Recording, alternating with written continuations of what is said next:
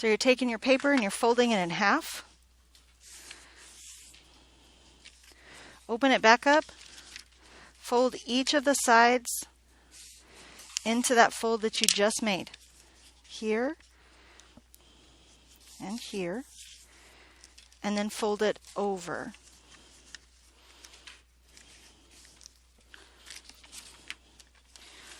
So these folds in this front flap are where you cut. Here and here. So we have 4 sections that we can unfold, right? But the only place that we cut were on the ends, right? Okay. So let's start right up here. Top left-hand corner.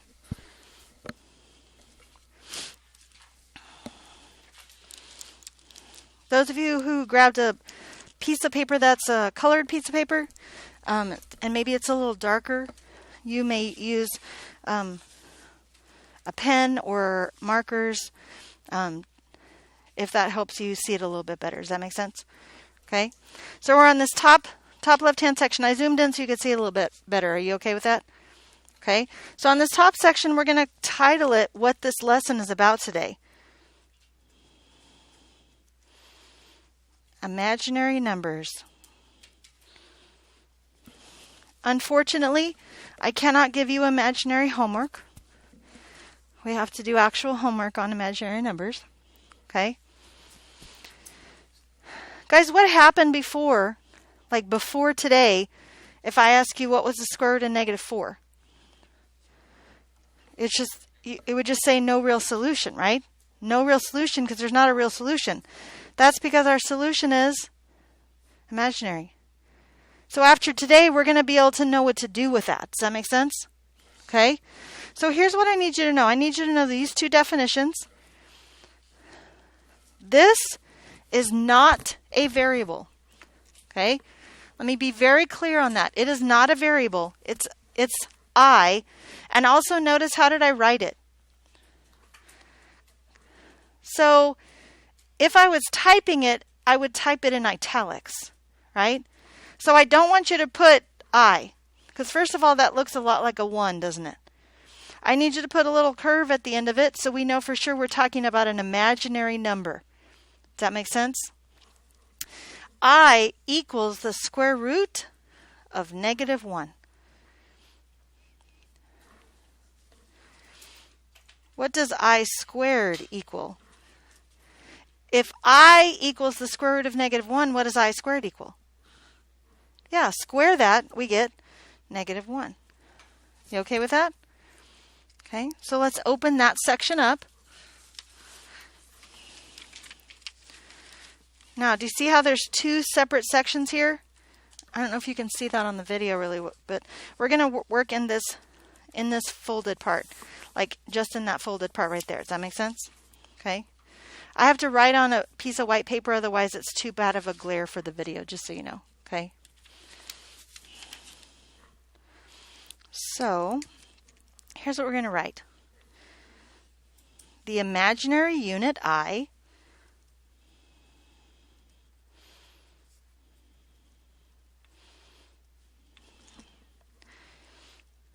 is defined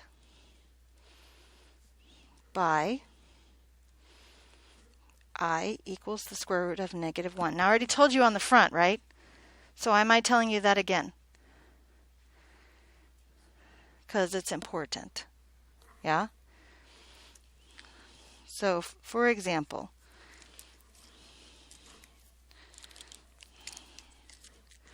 what is the square root of -4? We already talked about that, right, to begin with?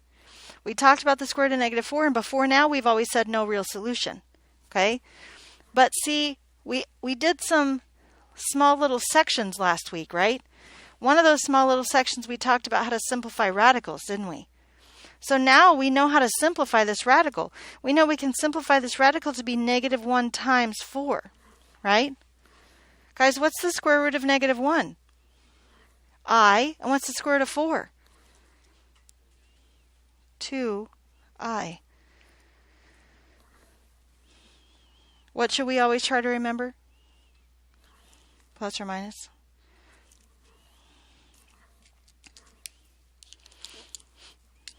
What's the square root of negative 45? How should we break that up? So negative 1 and 5 and 9. Is that what you said? Well, what's the square root of negative 1? I. What's the square root of 5? I don't know either. What's the square root of 9? 3. And what should we remember? Oh my gosh, this is suddenly so easy, isn't it? What about the square root of negative 7? Can we do this in our head without even breaking it down? Wouldn't it be negative 1 times 7? What's the square root of negative 1? I. What's the square root of 7? I don't know either. And? Plus or minus?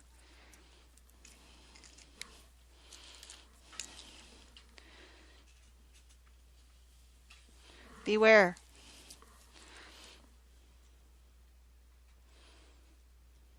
Cuidado. That means beware in Spanish. Negative square root of 2 does not equal I square root of 2, does it? Where does the negative 1 have to be for you to be able to take the square root of it to get an I? It has to be inside, right? What does negative square root of 2 actually equal? Negative square root of 2 actually equals the negative square root of 2. It doesn't equal anything else, does it? Questions about that? Okay. Now in this second section, you see that? If I close this up, we have it closed, but I'm in this section right here, yeah? I squared, I cubed, I to the 4th. What happens if I multiply I by I? What do I get? I squared. What happens if I multiply I squared times I? What do I get? I to the 3rd. What happens if I multiply I to the 3rd times I to the 4th? Does everybody understand that? Okay. Tell me again what is, well, do you agree with me that I equals I? Yeah, okay. What does I squared again equal? What does I squared equal? Negative 1. But does that make sense? I times I is I squared, and I know I squared is negative 1. We're okay with that? If I multiply I squared by I get I to the 3rd, right? What happens if I multiply negative 1 by I? What do I get? Negative I. So I to the 3rd actually equals negative I.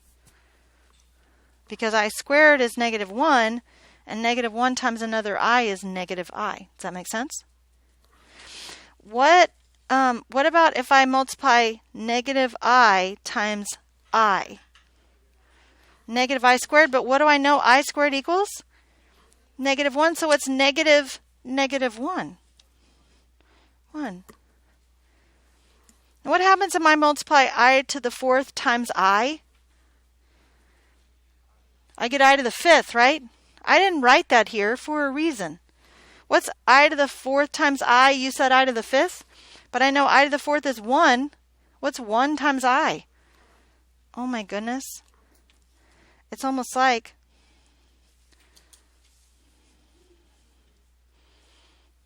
that. So this is I squared, I to the 3rd, I to the 4th, I to the 5th, I to the 6th, I to the 7th, I to the 8th, I to the 9th, I to the 10th, all the way, right? Does that make sense to you guys? Everybody okay with that? Okay, let's go ahead and close that one up and go down. Okay, we're on this one now, yes? Now this is going to have two separate parts, okay? This one had one part and we did one notes here and one notes here, right? This one's going to have two parts and we're going to do one notes here and one notes here. Does that make sense? So on the front, on the top, we're going to write complex numbers.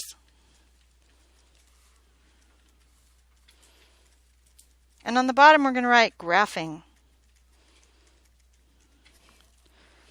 Okay? So when we open this, this part is going to be about complex numbers and this part is going to be about graphing. Does that make sense? To anyone? Yes? Okay. Awesome.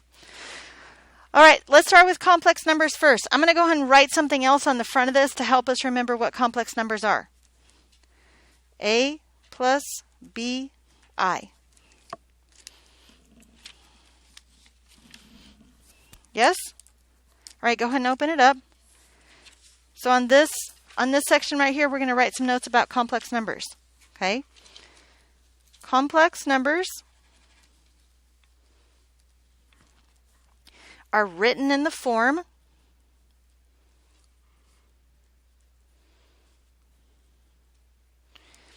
A plus B I. A is the real part. And BI is the imaginary part. How are you going to tell which part is the real part and which part is the imaginary part? The I. The I is going to be the imaginary part, right?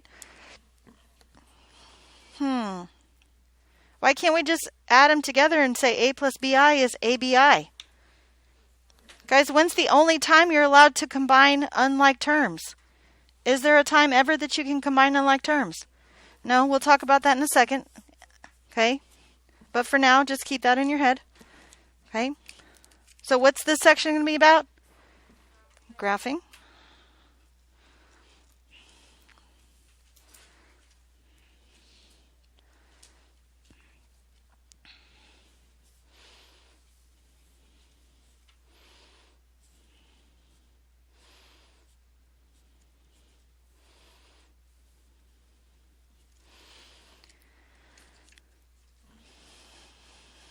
If we're graphing imaginary numbers, this axis is the real axis. It's not the x-axis anymore. It's the real axis. So what do you think this axis is? That's the imaginary axis. Okay? So what point do you think I just graphed? So 2 real, 3 imaginary. So could we say 2 plus 3i?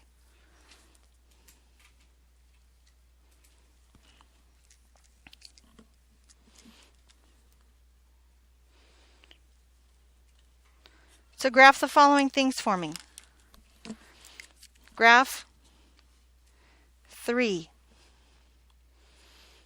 Where does it go?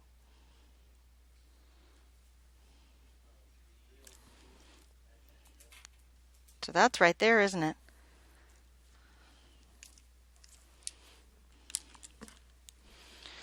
Graph 2i. Where does that go? So up 2. So I just went up 2 on the imaginary axis, right? So what about 2 minus 2i?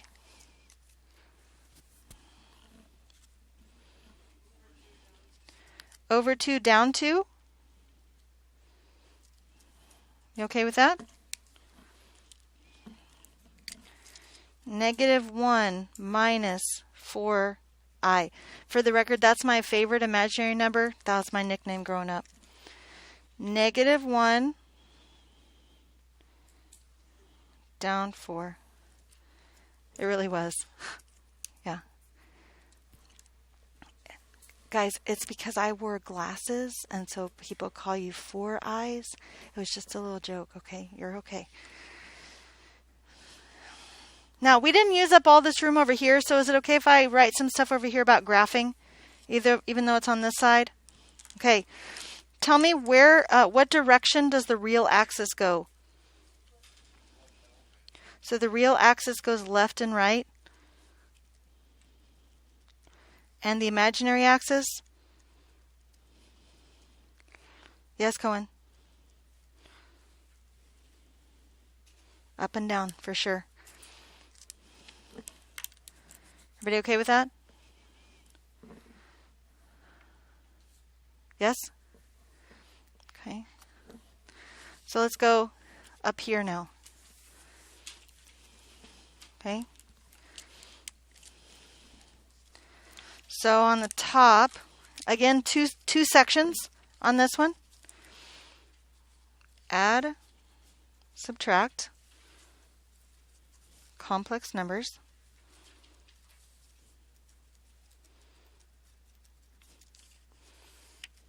And on the bottom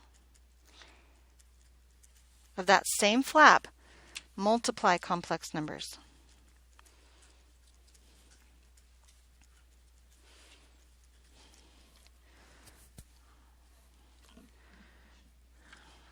Does that make sense?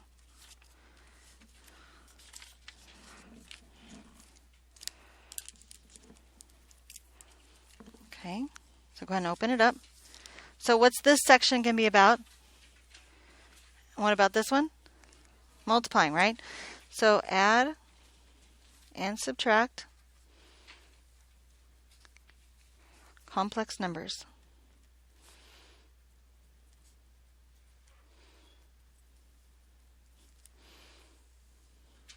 Oh, before I forget, can we do something real fast? Turn it over. And? Once again, you're not writing my name. You're writing your own name.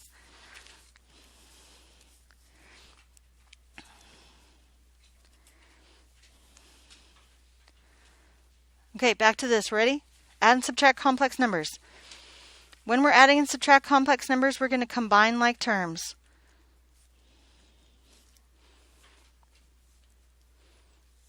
So what do I mean by that? Real plus real. Imaginary plus imaginary. Guys, when is the only time ever that you can add real and imaginary parts? Space Jam. It's the only time. It's the only time that works. Some people also say Who Framed Roger Rabbit. I tend to agree with those people. But Space Jam is kind of the focus. Yeah? It's the only time real and imaginary can be added together. Yes? Okay. Let's do some examples.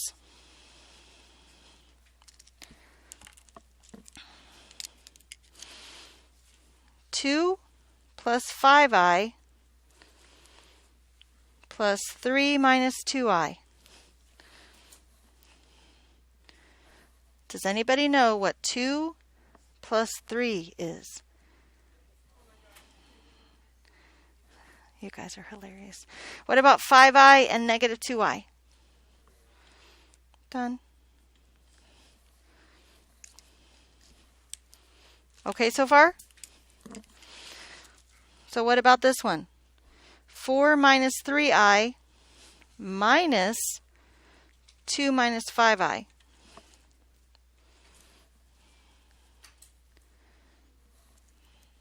Real parts? 4 minus 2. Imaginary parts. Negative 3i minus negative 5i. 2i. Any questions? Guys, do I need to do more adding and subtracting examples, or are you good? Okay, multiplying. Multiply complex numbers.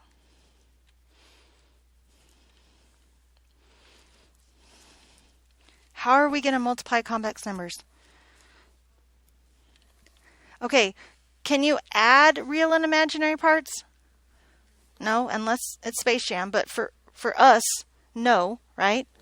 Can you multiply real and imaginary parts? Can you add 2x and 3y? No. Can you multiply 2x times 3y? Yes. Okay. Now, I told you a minute ago this I is not a variable, didn't I?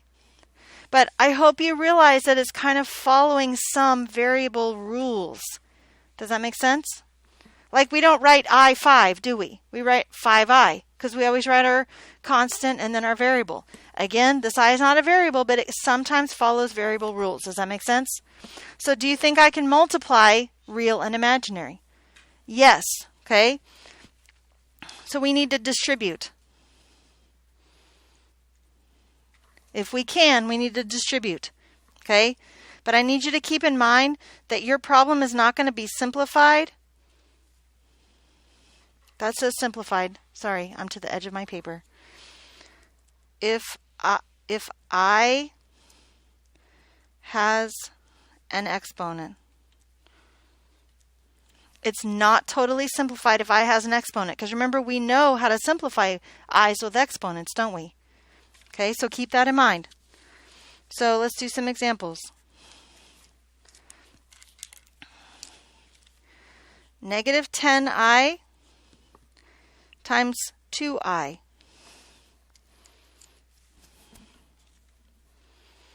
What is negative 10i times 2i? Negative 20i squared.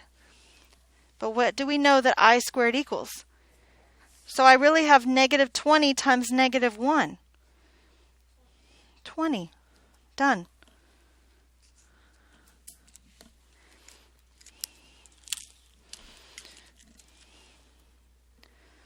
Two plus 3i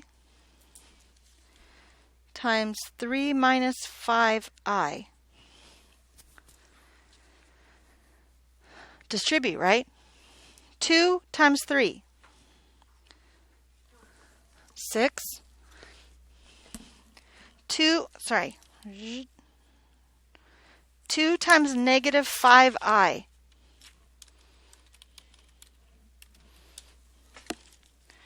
Negative 10i. 3i times 3.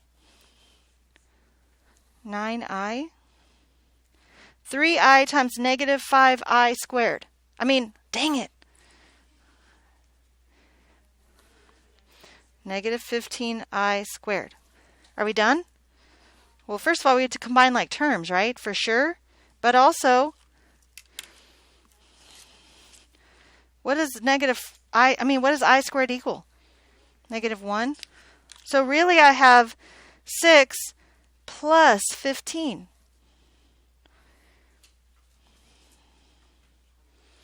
And then I have negative 10i plus 9i.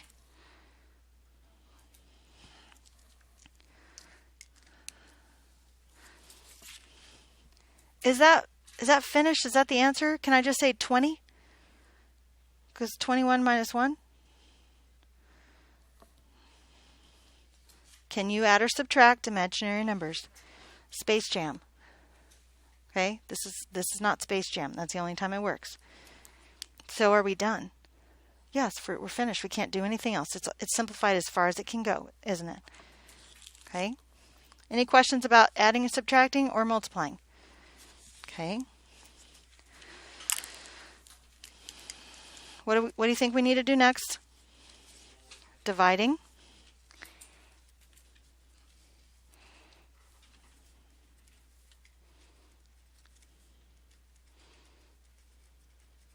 And last but not least, there's two parts to this one also.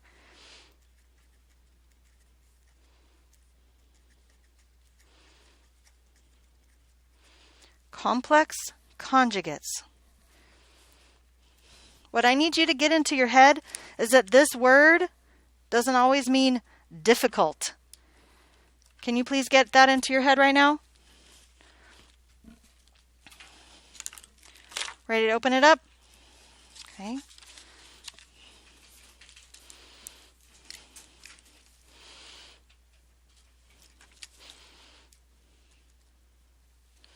Dividing complex numbers.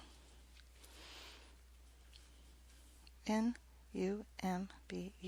You think I should be able to spell numbers by now.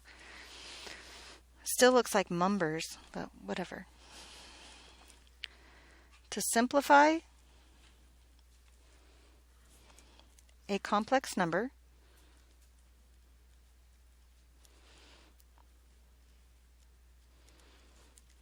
in the denominator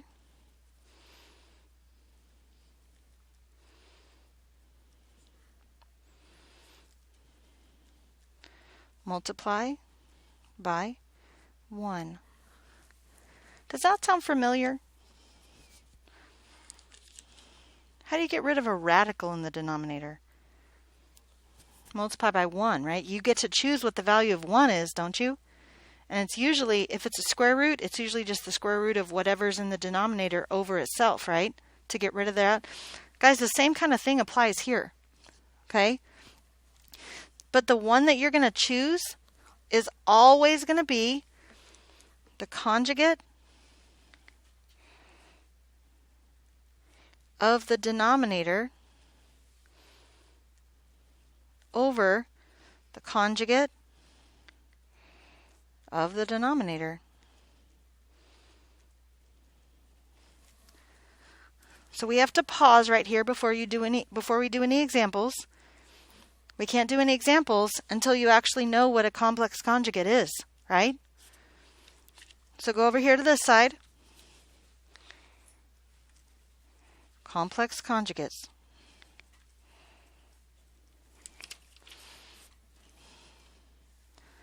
Complex conjugates are so hard. Can you hear my sarcasm? Yeah? Okay. Go back to the front of this real quick. I want to write something on the front. What I want to write on the front is A plus BI. The conjugate is A minus BI. Yeah, that's how hard it is. If I tell you the complex number is A plus BI, its conjugate is A minus BI. Okay, so back here,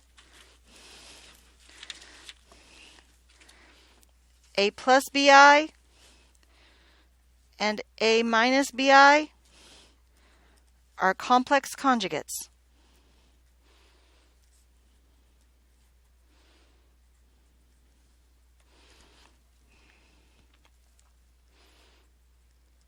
Their sum is a real number. Why would their sum be a real number? If I add this together, what do I get? 2A. If I add this together, what do I get? 0. So all I have left is a real number. Does that make sense? Their product is a real number.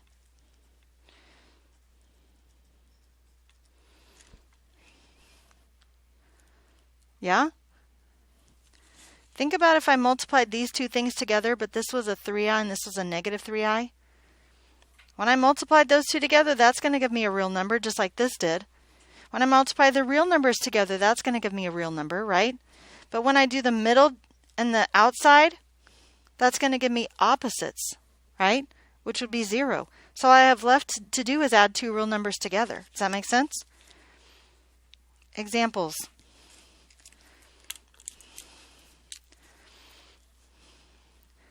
Eight plus 5i. What's the conjugate? 8 minus 5i. Done. Negative 4 minus 3i. What's the conjugate? Negative 4 plus 3i. Good. What's the conjugate of 6? 6. The real number stays the imaginary opposite sign, right? Negative 4i. 4i. Haha. Got it? Now go back over here to dividing complex numbers. Okay? Now that we know what a conjugate is, now we can do some examples, yes? So here's the example I want to do with you. 7 over 3i. We cannot have a imaginary number in the denominator. Just like we can't have a radical in the denominator, we can't have an imaginary number. What's the complex conjugate of 3i? So I need to multiply numerator and denominator by negative 3i. Yes? What do I get in the numerator? What's 7 times negative 3? Good, so negative 21i, right? That's supposed to be a 1, not an I. I guess I'm just doing cursive, writing the 1 and the I together. What is 3i times negative 3i? Negative 9i squared, right? But we know that I squared equals negative 1. So I end up with negative 21i over 9. Does that make sense? Now, let me show you something earth-shattering. Earth-shattering.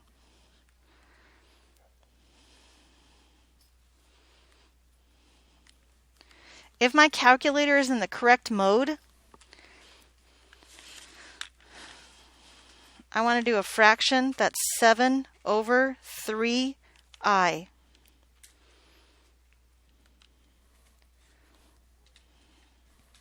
Now it says negative 7 over 3i. What did we get? Oh no, who's right? Yeah, didn't we just not simplify that? If we simplify it, they're both divisible by 3, aren't they? Negative 7 over 3i. Oh my goodness. Here's what I have to caution you about though. Don't try to use this I. It's not the I that I used. Okay? This I has a number stored for it on your calculator. I don't know what it is. I also don't care. Neither should you. You can care later, but just not right now. Okay? The I that you need to use is right here with the pi. Because when you press the pi, this menu comes up. And look what's right there. That's the I that you need to use. Guess what else you can do in the calculator? And add and subtract. Okay? Now, seriously, you think doing it in your calculator is going to be faster? Adding and subtracting? Probably not. What about multiplying? Maybe, right? Maybe that'll be faster. This one sure wouldn't be faster, but this one would, wouldn't it? For sure you could use your calculator to check your answers, couldn't you? Okay? Any questions about that? What you put in? Yeah, you've got to write down the problem anyways, and that's what you're going to put in the calculator if you're going to do work in the calculator, yes? Okay, how do you feel about this foldable today? Good? Do you think you ought to use it tonight on your homework? Oh, yes.